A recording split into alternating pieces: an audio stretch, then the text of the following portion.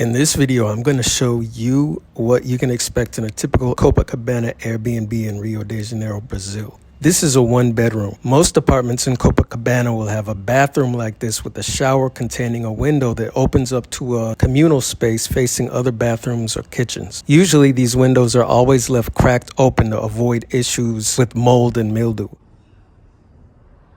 It's common to be able to find an apartment with a washing machine to do laundry.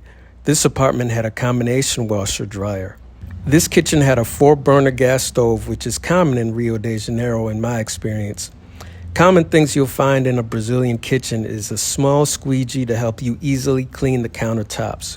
Brazil apartments are unique in that counters around the sink are sunken, meaning that there's an outside lip where water can't roll off the counter onto the kitchen floor.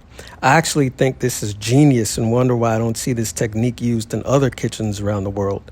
This apartment had a water filter machine, which I generally find in half the Airbnbs I stay in Brazil. More than in any other country I've stayed in, you will often find the Airbnbs in Brazil use these Keurig or Nespresso type machines instead of standard coffee makers.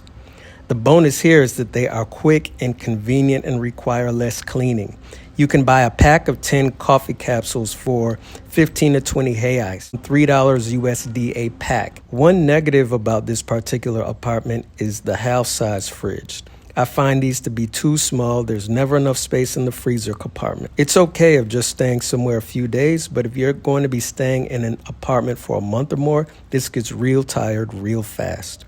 In my experience, I rarely end up with one of these house-sized fridges, but I do often see them when searching for apartments on Airbnb in Copacabana. There was a TV hanging from the ceiling mounted above the bar stool in this apartment and a TV mounted on the wall in the bedroom.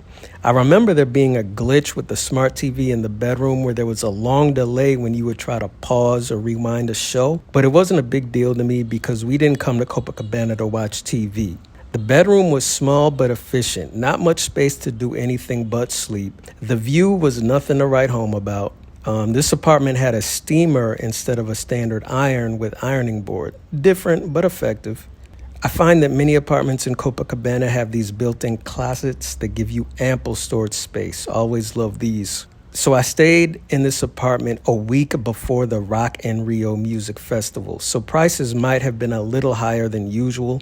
I paid $478.09 over 9 nights. That comes out to $53 a night, and that's $53 USD.